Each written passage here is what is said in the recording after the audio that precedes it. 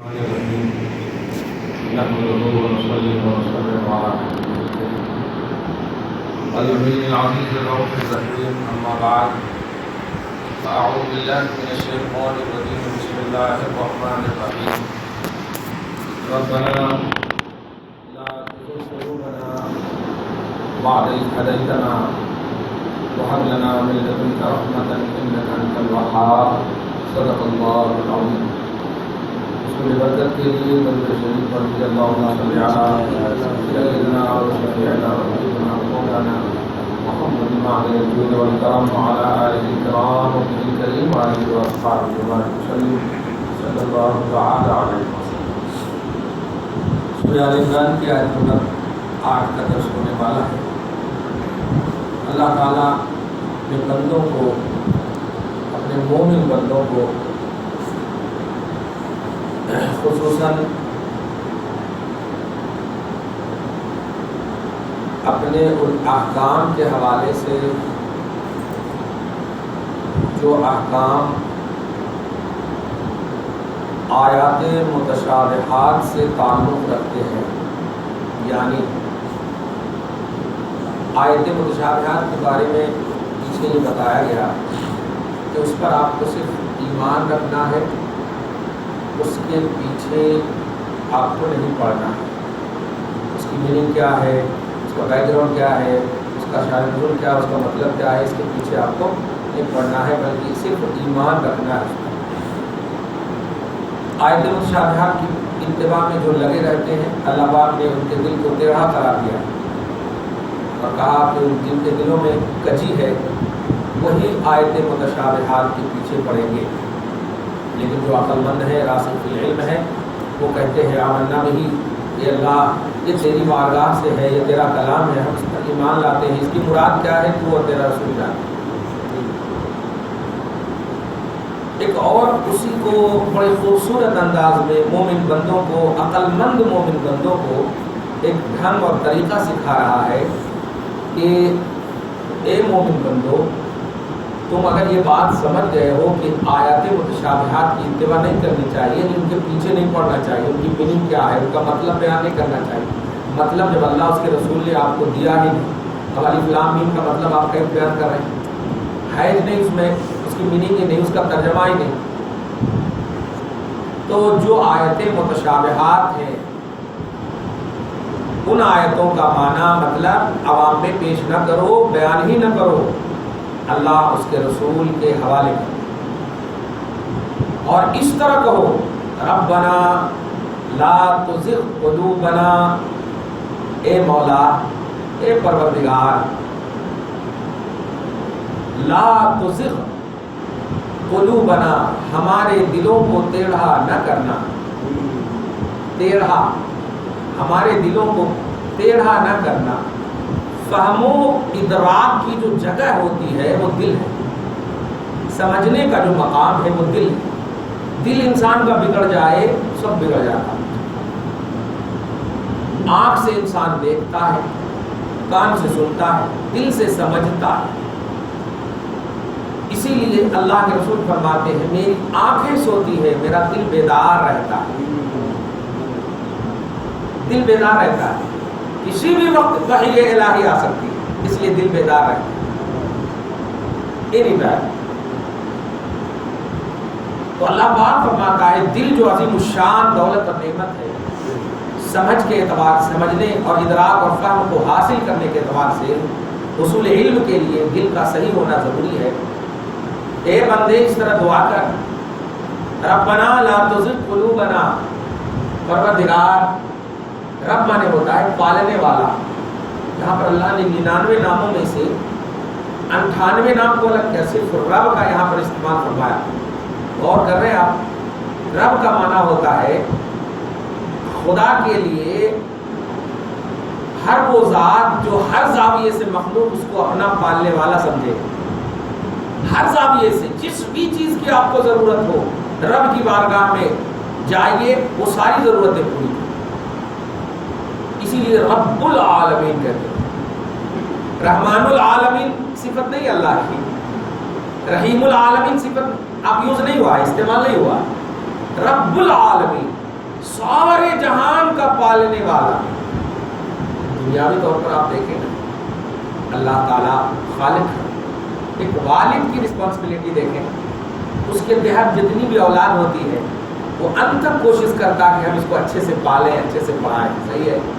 اپنی پوری ذمہ داری کو، اپنی پوری انرجی کو لاس کرتا ہے اپنی اولاد کی تربیت اور تعلیم. صحیح ہے. تو یہ ایک اپنی اولاد کی تربیت کا معاملہ ہے جو والد اور مولود کا معاملہ ہے. وہ کائنات کا خالق، وہ عالمین کا رب ہے. اس کی رسپانسبلٹی، اس کی ذمہ داری کا تصور آپ اپنے دماغ میں لائیے کہ بندہ مومن کو اس نے خلق دیا، ولادت نہیں، خلق دیا. خلق بولتے ہیں بے مثال پیدا کرنے کو، اور ولادت بولتے ہیں مثال کے ساتھ پیدا کرنے کو. اسی لیے جب بچہ پیدا ہوتا ہے تو بولتے ہیں یہ ممی کی طرح ہے، یہ باپ کی طرح ہے، یہ دادا کی طرح ہے، یہ چچا کی طرح ہے. تو طرح کا لفظ بولنا شروع کر دیتے ہیں.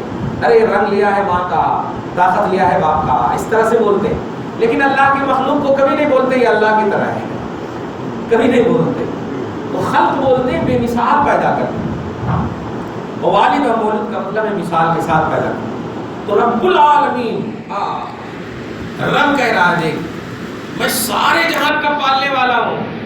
دائرہ کو دیکھیے آپ، سارے جہان کا. تو ایک جہان میں پلتا ہے، اور میں نے قرآن ایک جہان یعنی آدمی کے لیے ہدایت کے لیے، انسان کی ہدایت کے لیے میں نے محمد عربی پر نازل کیا.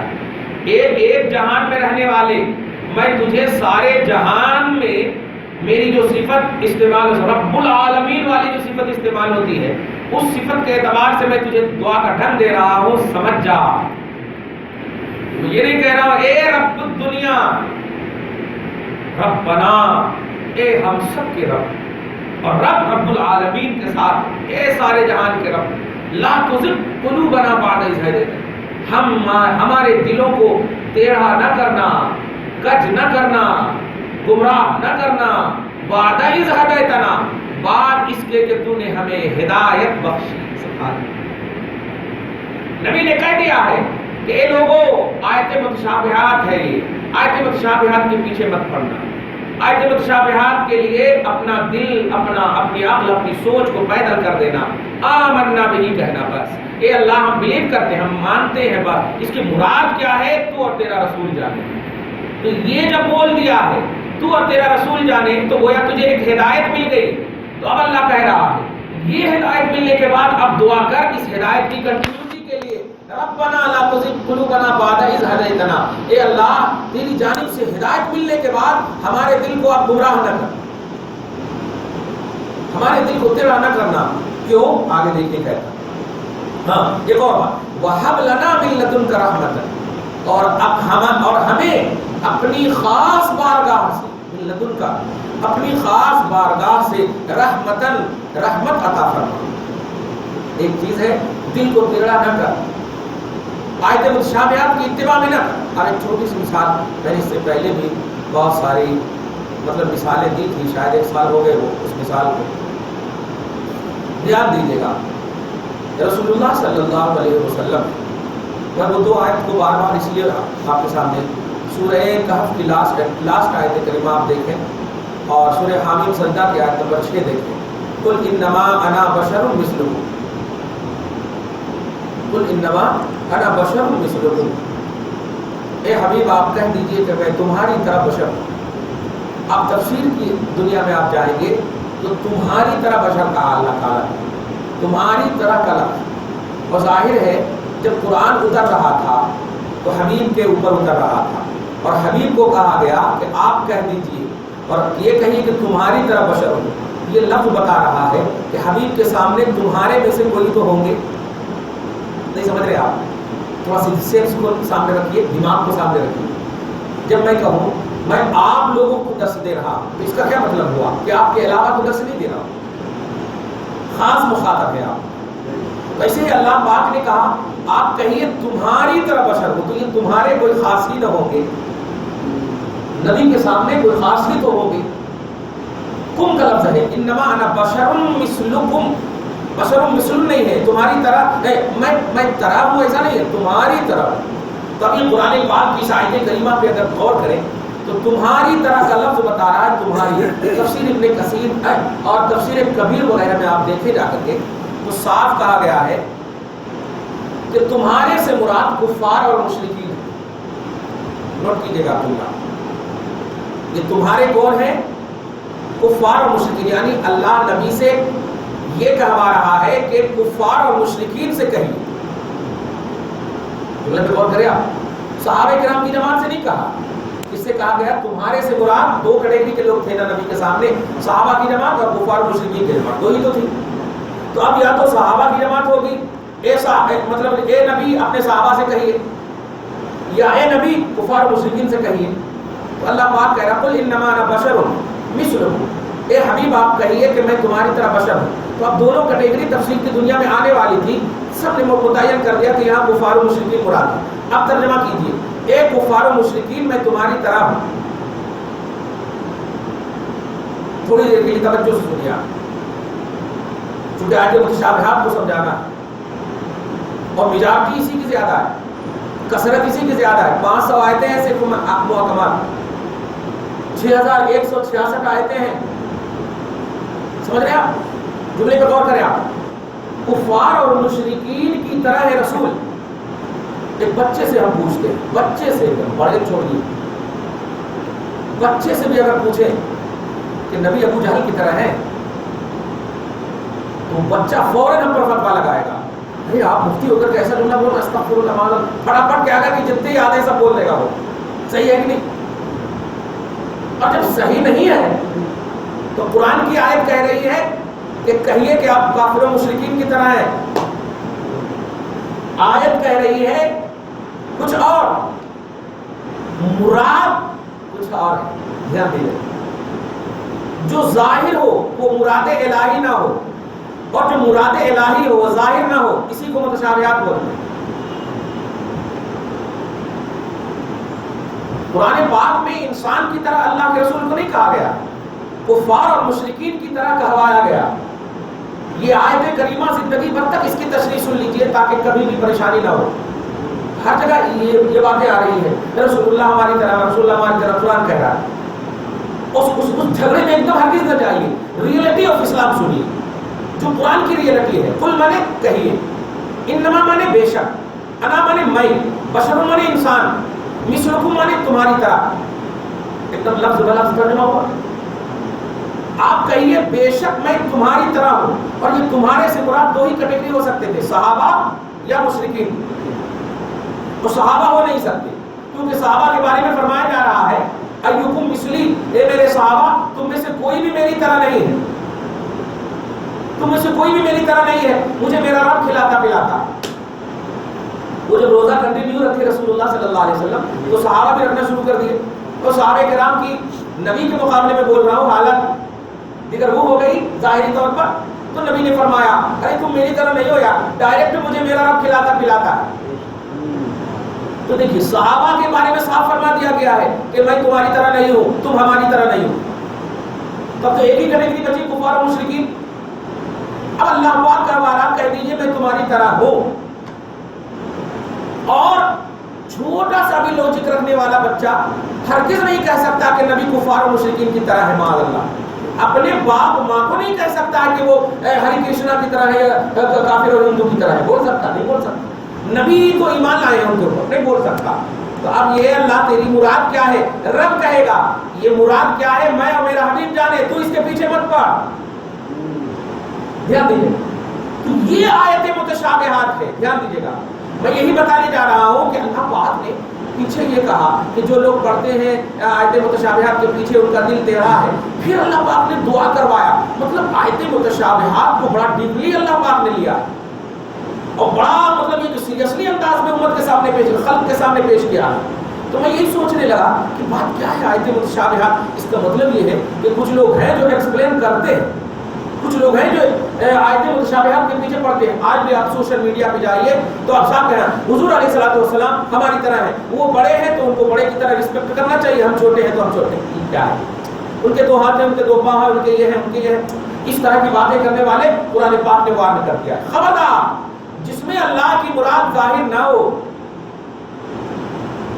وہ آیتیں متشابہات ہیں اور ان کے پیچھے نہ پڑنا، ان کے لیے اس طرح دعا کرنا، اے اللہ تو نے آیتیں متشابہات کے پیچھے نہ پڑنے والا جو دل دیا ہے، یہ دیے کے بعد ہمارے دل کو ٹیڑھا نہ کرنا اور اپنی خاص رحمت بنائے رکھنا۔ تو اب خاص رحمت خدا میں رہنے والے وہ لوگ ہوئے جو اس قسم کی آیتوں کو امت کے سامنے پیش نہیں کرتے ہیں، جن آیتوں میں خدا کی مراد ظاہر نہیں ہے، اس لیے کہ اے اللہ تو کیوں کہوا رہا ہے کہ کفار و مشرکین کی طرح ہے، جبکہ میرے نبی کفار و مشرکین کی طرح نہیں ہے، تیری مراد کیا ہے؟ رب ڈانٹ دے گا، نہیں نہیں نہیں نہیں، میری مراد کیا ہے وہ میں جانتا ہوں، میرا حبیب جانتا ہے، میری مراد کے پیچھے مت پڑ، جن آیتوں سے مراد الہی ظاہر نہ ہو ان کو کہہ کہ اے اللہ میں اس پر ایمان رکھتا ہوں، بس اس پر ایمان رکھتا ہوں۔ تو اب یہ دو آیت کریمہ کو جو قرآن میں بس دو ہی جگہ ہے، سورہ کہف میں قل انما انا بشر مثلکم اور سورہ حامیم سجدہ پارہ نمبر 24 میں قل انما انا بشر مثلکم، یہ دو ہی جگہ آیت کریمہ، اور ان دو جگہ سے امت کے سامنے ایک طبقہ عجیب طرح پیش کر رہا کہ رسول اللہ صلی اللہ علیہ وسلم ہماری طرح، اللہ سبحانہ فرماتا ہے میں تمہاری طرح ہوں۔ نہیں بابا، آپ کی طرح نہیں ہے، کیونکہ قرآن جس وقت نازل ہوا ہے آپ اس وقت تھے ہی نہیں۔ تو جب تمہاری طرح اللہ تعالیٰ کہوا رہا ہے تو تمہارے سے مراد کوئی خاص ہی ہوں گے، اور وہ ہیں کفار مشرکین کی جماعت، جیسا کہ تفسیر کبیر وغیرہ میں ہے۔ لہذا ان دو آیتوں سے رسول کی مثلیت وغیرہ کا عقیدہ دینا، آیت متشابہات کے پیچھے پڑنا، اور آیت متشابہات کے پیچھے پڑنے والے کا دل اللہ تعالیٰ نے ٹیڑھا کر دیا، یعنی وہ اصحاب ضلال ہیں، وہ اصحاب زید ہیں، یعنی وہ گمراہ ہیں، یہ اللہ پاک کی طرف سے۔ لہذا جو کوئی بھی ان دو آیتوں، اور بھی بہت ساری آیتیں ہیں، بہت ساری آیتیں ہیں جو مراد کو ظاہر کرتے ہیں، اللہ پاک فرماتا ہے۔ اب دیکھیے ایک اور پارہ نمبر 25 کی ایک آیت کریمہ، بڑی امپورٹنٹ آیت کریمہ، درود شریف پڑھ لیجیے، اللہم صلی علی محمد وعلی آل محمد وبارک وسلم۔ لئن اشرکت لیحبطن عملک ولتکونن من الخاسرین بل اللہ فاعبد وکن من الشاکرین وما قدر اللہ حق قدرہ والارض جميعا قبضته يوم القيامة والسماوات مطويات بيمينه سبحانه وتعالى عما يشركون ونفخ في الصور، پارہ نمبر 24۔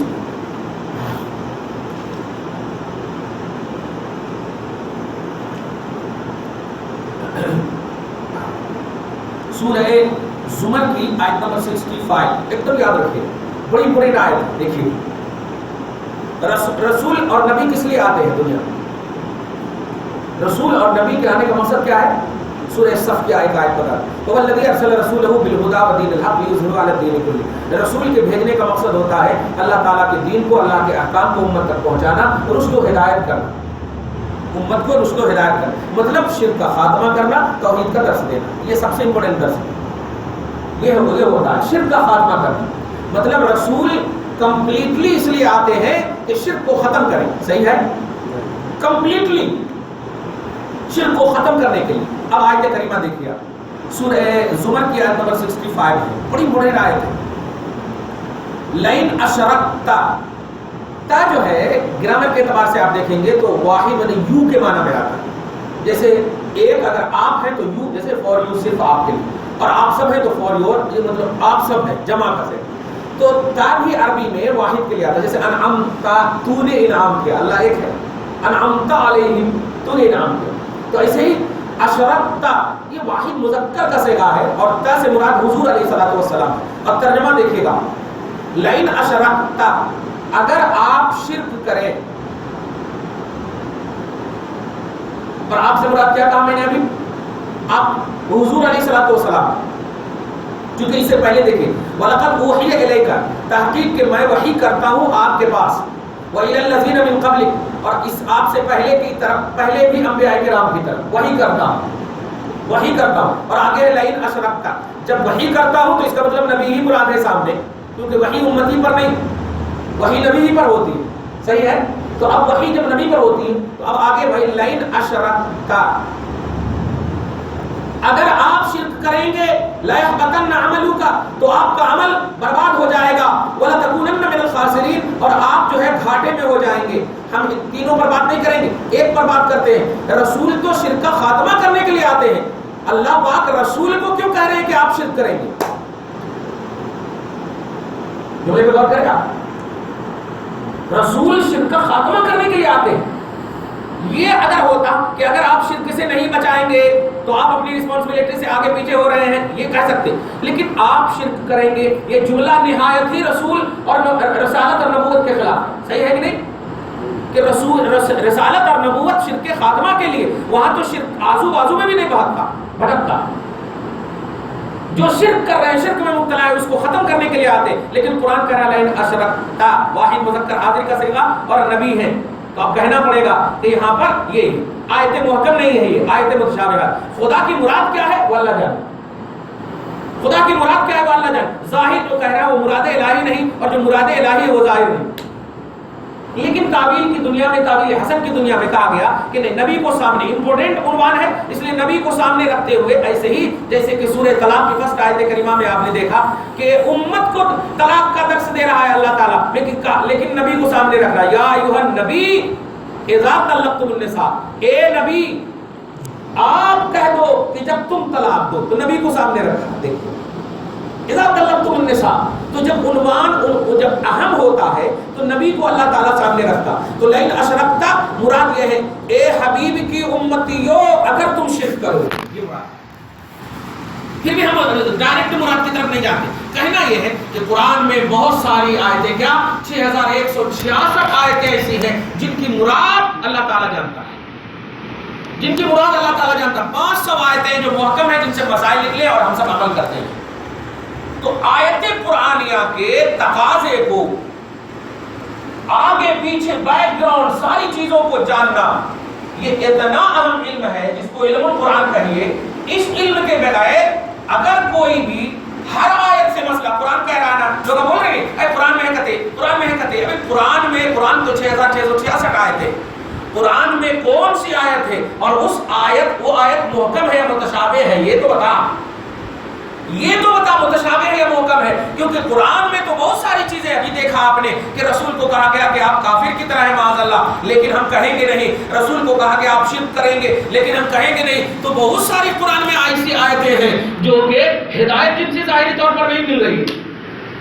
کہنا پڑے گا کہ اللہ پاک نے یہ سورہ آل عمران کی جو اس آیت کریمہ میں جو آج کی دعا کا جو کانسیپٹ دیا ہے کہ اے مومن بندو اور اے ہدایت پہ رہنے والوں، آیت متشابہات کے حوالے سے میری بارگاہ سے جو تمہیں ہدایت ملی ہے اس پر کنٹینیو اگر قائم رہنا ہے تو مجھ سے یہ دعا کر، ربنا لا تزغ قلوبنا بعد اذ ہدیتنا، اے پروردگار ہمیں ہدایت دینے کے بعد، اور ہدایت کیسی، یہ ہدایت یہی ہے، آیت متشابہات کے پیچھے ہمیں تو نے نہیں پڑھایا، آیت متشابہات کے پیچھے نہیں پڑھایا، دیکھیے گا آیت متشابہات کے پیچھے نہیں پڑھایا، ہمیں یہ ہدایت دینے کے بعد لا تزغ قلوبنا، ہمارے دل کو ٹیڑھا نہ کرنا، یہ تیرا کرم ہوگا، یہ تیرا ذمہ کرم ہوگا۔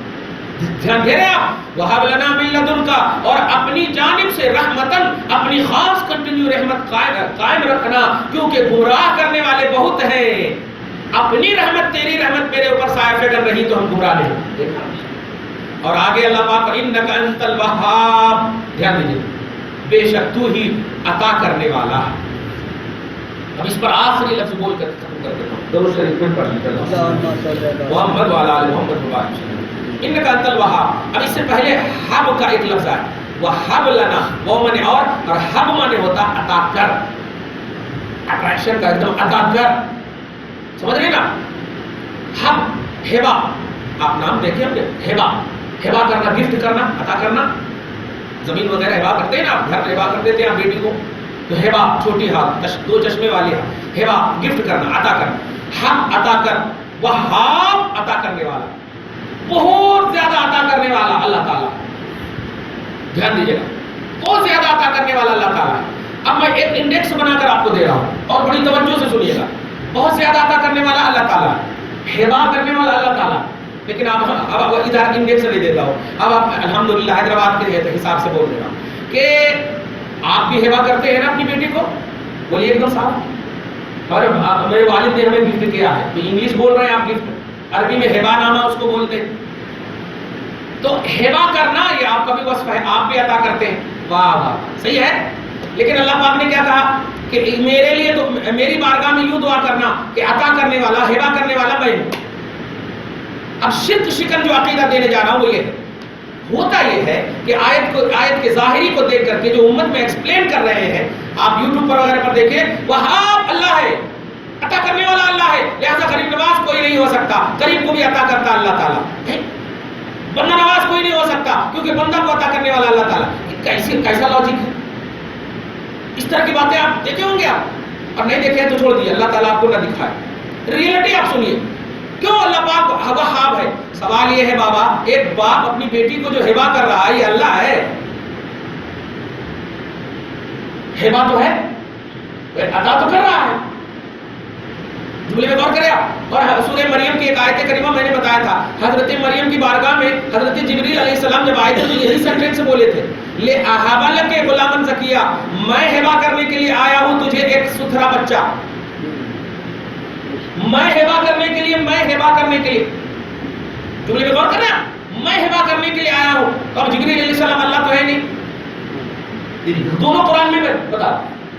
تو اب سماجی سطح پر بھی دیکھیں، ایک باپ اپنی بیٹیوں کو، اپنی اولاد کو ہبہ کرتا ہے، ہبہ ورڈ وہی ہے، ہبہ کرتا ہے، ہبہ کرنے والا باپ ہوا جو اللہ نہیں ہے، الحمدللہ اللہ نہیں، بندہ ہے، عبداللہ ہے۔ حضرت جبریل علیہ السلام کی شان یہ بیان ہوئی کہ میں ہبہ کرتا ہوں، میں دیتا ہوں، اور یہاں کہہ رہا انک انت الوہاب، اے اللہ ہمیں اپنی بارگاہ سے خاص رحمت ہبہ کر، اس لیے کہ تو ہی ہبہ کرنے والا ہے۔ ترجمہ یہ ہوا، اب امت کا طبقہ یہ بتا رہا نہیں اللہ تعالیٰ ہی ہبہ کرنے والا ہے، غریب نواز کوئی نہیں ہو سکتا، غوث اعظم کوئی نہیں ہو سکتا، بندہ نواز کوئی نہیں ہو سکتا۔ یہ کیسا ایک دم بالکل مارے گھٹنا پھوٹے سر ہو رہا، ایک دم الٹا، یہ کیسی بات ہے؟ آپ ریئلٹی بتاؤ کہ وہاب اللہ ہے، اس کی ریئلٹی کیا ہے؟ اور باپ بھی عطا کر رہا، اس کی ریئلٹی کیا ہے؟ جبریل بھی عطا کر رہے، اس کی ریئلٹی کیا ہے؟ بتا دو آپ۔ اللہ تعالیٰ وہاب ہے، پرسنل ہے، ایک دم صاف۔ باپ وہاب ہے اللہ کی عطا سے، جبرائیل وہاب ہے اللہ کی عطا سے، ہو گیا؟ کتنا آسان ہو گیا۔ اللہ کے اوپر کوئی نہیں ہے، جبرائیل کے اوپر اللہ ہے، اللہ کے اوپر کوئی نہیں ہے، باپ کے اوپر اللہ ہے۔ اور اگر یہ ایکسپلین نہیں کریں گے تو پھر قرآن جو ہے ہدایت کے لیے نہیں ہوگا، پھر تو گمراہی کے لیے ہو جائے گا، معاذ اللہ، تو گمراہ ہو جائیں گے ہم۔ تو پھر کیسے ماننا؟ پھر ارے جبرائیل علیہ السلام کو بھی وہاب کہا گیا ہے، باپ کو بھی وہاب کہا گیا، اور اللہ بھی اپنے آپ کو کہہ رہا کہ اس طرح دعا کر، ہبہ کر اللہ اپنی خاص اپنی بارگاہ سے رحمت، اس لیے کہ تو ہی ہبہ کرنے والا ہے، کہنا پڑے گا۔ اس لیے میں بار بار چند آیت کریمہ ہمیشہ پیش کرتا ہوں، جیسے بسم اللہ الرحمن الرحیم میں آپ رحیم پڑھتے ہیں کہ اللہ تبارک تعالیٰ کا نام ہے، اس اللہ کے نام سے جو رحمان ہے، جو رحیم ہے، صحیح ہے، اللہ کا نام رحیم ہے، یا اللہ یا رحمان یا رحیم بولتے نہیں آپ، اللہ کا نام رحیم ہے۔ لیکن آپ جائیے سورہ توبہ کے لاسٹ اینڈ فرسٹ آیت کریمہ، اس میں صاف اللہ پاک فرماتا لقد جاءکم رسول من انفسکم عزیز علیہ ما عنتم حریص علیکم بالمؤمنین رؤوف رحیم۔ دیکھیے کہ ایسا رسول آیا ہے جس کا نام عزیز ہے، ایسا رسول آیا ہے جس کا نام رؤوف ہے، ایسا رسول آیا ہے جس کا نام رحیم ہے۔ آپ بتائیے، رسول کا تین نام ہے قرآن میں، ہے کہ نہیں؟ ایک دم صاف پڑھ بھی دی آیت کریمہ میں، جبکہ قرآن میں آپ دیکھیے واللہ عزیز ذو انتقام، اللہ عزیز ہے،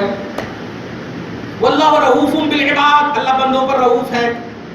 تو اب انڈیکس بنا اللہ رؤوف، اللہ عزیز، اللہ رحیم، بنا کہ نہیں؟ اب ادھر آیت توبہ کو دیکھ رہے ہیں تو رسول عزیز، رسول رؤوف، رسول رحیم، بنا کہ نہیں؟ اور دکھ رہا ہے دونوں بھی ایک۔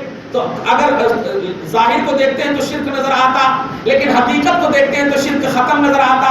کیوں کہ یہ جو رسول تینوں ہیں یہ ان کی عطا سے ہے، اور یہ جو ہے کسی کے عطا سے نہیں۔ ایک دم آسان ہو گیا۔